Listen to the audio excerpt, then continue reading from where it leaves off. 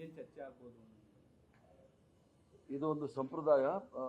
ಸಾರ್ವತ್ರಿಕ ಚುನಾವಣೆ ನಡೆದ ನಂತರ ಲೋಕಸಭೆಗೆ ಕಾರ್ಯಕಾರಿ ಸಮಿತಿಯ ಸಭೆಯನ್ನು ಕರೀತಕ್ಕಂಥದ್ದು ಮೊದಲಿಂದ ಬಂದಿರತಕ್ಕಂಥ ಸಂಪ್ರದಾಯ. ಅದರ ರೀತಿ ಇವತ್ತು ಕಾರ್ಯಕಾರಿ ಸಮಿತಿಯನ್ನು ಕರೆದಿದ್ದಾರೆ.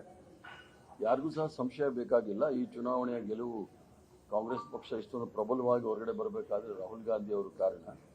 ಆದ್ದರಿಂದ ಅವರು ವಿರೋಧ ಪಕ್ಷದ ನಾಯಕರಾಗಬೇಕು ಅಂತೇಳಿ ಪ್ರತಿಯೊಬ್ಬ ಕಾಂಗ್ರೆಸ್ ಕಾರ್ಯಕರ್ತರು ಸಹ ಹೇಳೋದ್ರಿಂದ ಅದರ ಬಗ್ಗೆ ವರ್ಕಿಂಗ್ ಕಮಿಟಿ ಏನು ತೀರ್ಮಾನ ತೆಗೆದುಕೊಳ್ಳುತ್ತೆ ಅಥವಾ ಕಾಂಗ್ರೆಸ್ ಪಾರ್ಲಿಮೆಂಟರಿ ಪಾರ್ಟಿ ಏನು ತೀರ್ಮಾನ ತೆಗೆದುಕೊಳ್ಳುತ್ತೆ ಅನ್ನೋದು ನೋಡ್ತಕ್ಕಂಥ. ಸರ್, ಈಗ ಕರ್ನಾಟಕದ ವಿಚಾರ ಬಹಳಷ್ಟು ಚರ್ಚೆ ಆಗ್ತಿದೆ ದೇಶಾದ್ಯಂತ. ಯಾಕಂದ್ರೆ ಕರ್ನಾಟಕ ಮಾಡಲ್ನ ಇಟ್ಕೊಂಡು ಉತ್ತರ ಪ್ರದೇಶ ಸಹಿತ ಏನಂದ್ರೆ ಪ್ರಚಾರ ಮಾಡಿದ್ವಿ ನೀವು. ಆದ್ರೆ ಕರ್ನಾಟಕದಲ್ಲಿ 2 ಡಿಜಿಟ್ ದಾಟಿಲ್ಲ ಅನ್ನುವಂತಹ ಪ್ರಶ್ನೆಯು ಸಹಿತ ಮೂಡ್ತಾ ಇದೆ. ಯಾಕೆ ಅನ್ಸುತ್ತೆ ನಿಮಗೆ? ಈಗ ವಿಧಾನಸಭೆ ಚುನಾವಣೆ ಬೇರೆ ಮತ್ತು ಲೋಕಸಭಾ ಚುನಾವಣೆ ಬೇರೆ. ವಿಧಾನಸಭೆ ಚುನಾವಣೆ ನಡೆತಕ್ಕಂಥ ಸಂದರ್ಭದಲ್ಲಿ ವಿಚಾರಗಳು ವಿಷಯಗಳು ಬರ್ತಕ್ಕಂಥದ್ದು ಬೇರೆ. ಲೋಕಸಭೆ ಚುನಾವಣೆ ಬಂದಾಗ ವಿಚಾರಗಳು ವಿಷಯಗಳು ಬೇರೆ. ಆದ್ದರಿಂದ ಲೋಕಸಭೆಯ ಚುನಾವಣೆಯಲ್ಲಿ ನಮಗೆ ಹಿನ್ನಡೆ ಆಗಿರ್ತಕ್ಕಂಥದ್ದು ನಿಜ. ಅದು ಯಾತಕ್ಕೋಸ್ಕರ ಆಗಿದೆ ಅಂತ ಹೇಳಿ ಈಗಾಗಲೇ ಮುಖ್ಯಮಂತ್ರಿಗಳು ಹೇಳಿದ್ದಾರೆ. ಅದ್ರ ಬಗ್ಗೆ ಚರ್ಚೆ ಮಾಡ್ತೀವಿ ಅಂತ ಹೇಳಿ. ಚರ್ಚೆ ಮಾಡಿದಾಗ ಗೊತ್ತಾಗುತ್ತೆ ಎಲ್ಲಿ ನಾವು ಅದು ಎಡವಿದೀವಿ ಅಂತ ಹೇಳಿ ಗೊತ್ತಾಗುತ್ತೆ.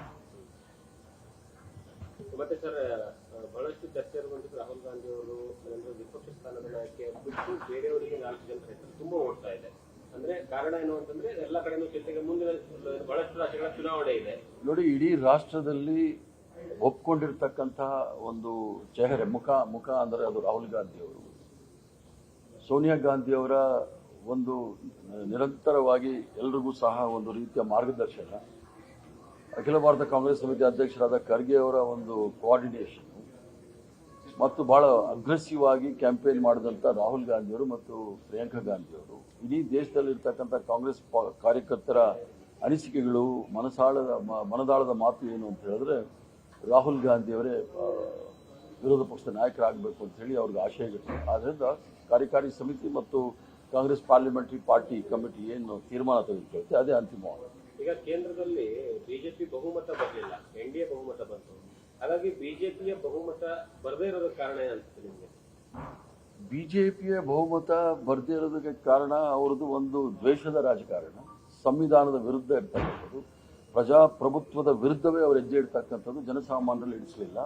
ಮತ್ತು ಧರ್ಮವನ್ನ ಅವರ ಸ್ವಾರ್ಥಕ್ಕಾಗಿ ಧರ್ಮವನ್ನ ವ್ಯಾಪಾರ ಮಾಡಿಕೊಂಡು ಚುನಾವಣೆಗೆ ಬಂದಾಗ ಜನ ತೀರ್ಮಾನ ಕೊಟ್ಟಿದ್ದಾರೆ. ಅದು ಅಯೋಧ್ಯೆಯಲ್ಲೂ ಕೊಟ್ಟಿದ್ದಾರೆ, ಉತ್ತರ ಪ್ರದೇಶದಲ್ಲಿ ಕೊಟ್ಟಿರ್ತಕ್ಕಂಥದ್ದು ನೋಡಿದಾಗ ಧರ್ಮವನ್ನ ವ್ಯಾಪಾರ ಮಾಡಬಾರ್ದು, ಧರ್ಮವನ್ನ ರಾಜಕೀಯ ಮಾಡಬಾರ್ದು ಅನ್ನೋದನ್ನು ಬಹಳ ಸ್ಪಷ್ಟವಾಗಿ ಹೇಳಿರ್ತಕ್ಕಂಥದ್ದು.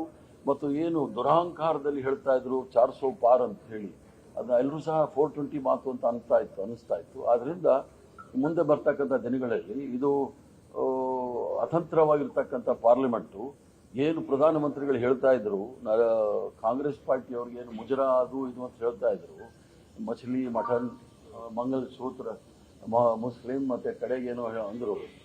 ಈಗ ಸ್ವತಃ ನರೇಂದ್ರ ಮೋದಿ ಅವರೇ ನಮ್ಮ ಚಂದ್ರಬಾಬು ನಾಯ್ಡು ಅವರು ಮತ್ತು ನಿತೀಶ್ ಕುಮಾರ್ ಅವರ ಮುಂದೆ ಮುಜರಾ ಆಡಬೇಕಾಗುತ್ತೆ. ಇನ್ನೊಂದು ಸರಿ, ಸರ್ಕಾರ ಸುಭದ್ರವಾಗಿರುತ್ತೆ ಅಂತ ನಿಮ್ಗೆ ಅನ್ಸುತ್ತಾ?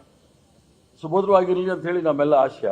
ಯಾಕಂತ ಹೇಳಿದ್ರೆ ಏನು ಭಾರತೀಯ ಜನತಾ ಪಾರ್ಟಿಯವರು RSS ಅವರು ಅಲ್ಪಸಂಖ್ಯಾತರ ಮೀಸಲಾತಿ ವಿರುದ್ಧ ಬೊಬ್ಬೆ ಹೊಡಿತಾ ಇದ್ರು, ಮಾತಿಗೆ ತುಷ್ಟೀಕರಣದ ಮಾತಾಡ್ತಾ ಇದ್ರು. ಈಗ ಚಂದ್ರಬಾಬು ನಾಯ್ಡು ಅವರ ಪ್ರಣಾಳಿಕೆಯಲ್ಲಿ ಹೇಳಿದ್ದಾರೆ, ನಾವು 4% ಮೀಸಲಾತಿಯನ್ನ ಅಲ್ಪಸಂಖ್ಯಾತರಿಗೆ ಮುಂದುವರಿಸ್ತೀವಿ ಅಂತ ಹೇಳಿ. ಇವ್ರಿಗೇನಾದ್ರು ನಮ್ಮ ಬಸವರಾಜ ಬೊಮ್ಮಾಯಿರವರ ಭಾಷೆನಲ್ಲಿ ಹೇಳಬೇಕಾದ್ರೆ ದಮ್ಮು ತಾಕತ್ತು ಇದ್ರೆ ಚಂದ್ರಬಾಬು ನಾಯ್ಡು ಅವರ ಮೀಸಲಾತಿಯನ್ನು ನಿಲ್ಲಿಸಲಿ. ಸರ್, ಈಗ ಸಂಜಯ್ ರಾವತ್ ಸ್ಟೇಟ್ಮೆಂಟ್ ಕೊಟ್ಟಿದ್ದಾರೆ. ಸಂಜಯ್ ರಾವತ್ ಒಂದು ಸರ್ಕಾರ ಯಾವುದೇ ಕಾರಣಕ್ಕೂ ಸಹಿತ ಬಹಳಷ್ಟು ದೂರ ಹೋಗೋದಿಲ್ಲ, 3 ತಿಂಗಳಲ್ಲಿ ಸರ್ಕಾರ ಬೀಳುತ್ತೆ ಅಂತ ಹೇಳಿದ್ದಾರೆ. ಈಗಿನ ಪರಿಸ್ಥಿತಿ ನೋಡಿದ್ರೆ ನಿಮಗೆ ಅನಿಸುತ್ತೆ, ನಿಮ್ಮ ಅಭಿಪ್ರಾಯ? ಸಂಜಯ್ ರಾವತ್ ಅವರು ಬಹಳ ಅನುಭವ ಇರ್ತಕ್ಕಂಥವ್ರು. ಅಲ್ಲಿ ಹಿಂದುತ್ವದ ರಾಜಕಾರಣವನ್ನು ಮಹಾರಾಷ್ಟ್ರದಲ್ಲಿ ಮಣ್ಣುಮುಕ್ಕಿಸಿದವರು. ಅವರು ಮಹಾರಾಷ್ಟ್ರದ ಚಾಣಕ್ಯ ಅಂತ ಹೇಳಿದ್ರೆ ತಪ್ಪಾಗಲಾರದು. ಅವ್ರು ಹೇಳಿರ್ತಕ್ಕಂಥ ಅನಿಸಿಕೆಗಳು ನಿಜ ಆಗಿರ್ಬೋದು. ಯಾಕಂದ್ರೆ ಬಿಜೆಪಿಯ ಅಂತರಂಗ ಅವ್ರಿಗೆಲ್ಲ ಬಹಳ ಆಳವಾಗಿ ತಿಳಿದಿರ್ತಕ್ಕಂಥವ್ರು, ಬಹಳ ವರ್ಷ ಬಿಜೆಪಿ ಅವ್ರ ಜೊತೆ ಇದ್ದವರು. ಅದರಿಂದ ಅವ್ರು ಹೇಳೋದ್ರಲ್ಲಿ ತಪ್ಪೇನಿಲ್ಲ. Thank you. ನ್ಯೂಸ್ ಫಸ್ಟ್, ನಿರ್ಭೀತಿಯಿಂದ ನಿಮ್ಮ ಪರವಾಗಿ.